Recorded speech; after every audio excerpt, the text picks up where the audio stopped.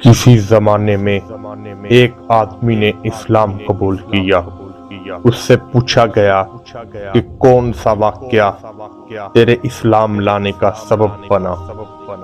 اس کافر نے اپنا واقعہ بیان کرنا شروع کیا کہ مجلس رسول صلی اللہ علیہ وآلہ وسلم لگی ہوئی ہے۔ ایک صحابی آئے، نبی کریم صلی اللہ علیہ وآلہ وسلم سے عرض کی، یا رسول اللہ، آج کئی دن گزر گئے مگر میرا بیٹا نہیں مل رہا۔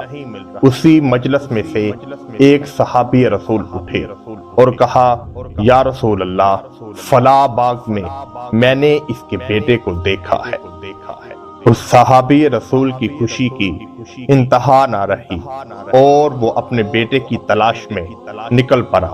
نبی کریم صلی اللہ علیہ وآلہ وسلم نے صحابہ کرام کو بھیجا کہ اس کو واپس لاؤ۔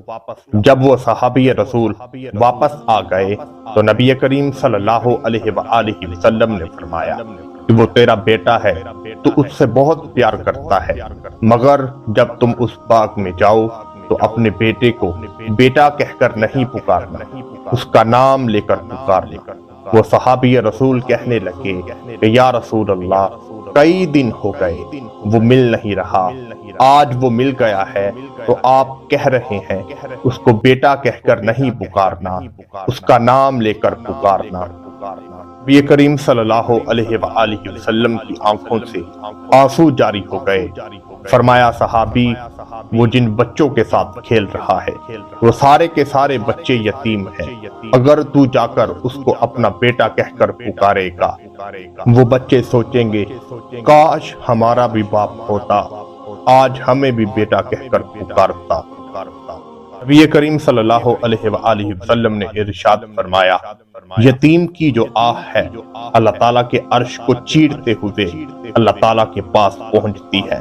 اسی لیے تو نبی کریم صلی اللہ علیہ وآلہ وسلم نے فرمایا تھا کہ کسی بیوہ کے سامنے اپنے شوہر کی تعریف مت کرو اور کسی غریب کے سامنے اپنی دولت کی نمائش مت کرو۔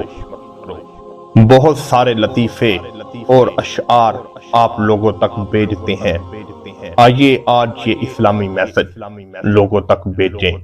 ہو سکتا ہے کہ آپ کے ایک شیئر کرنے سے کسی مسلمان کی مغفرت ہو جائے اور ہماری مغفرت کا بھی سبب بن جائے۔ اللہ تعالیٰ سے دعا ہے کہ سیدہ فاطمہ زہرا کا صدقہ فلسطینیوں پر اپنا رحم اور کرم فرما۔ ان کی آواز سننے والا کوئی نہیں ہے۔ نبی کریم صلی اللہ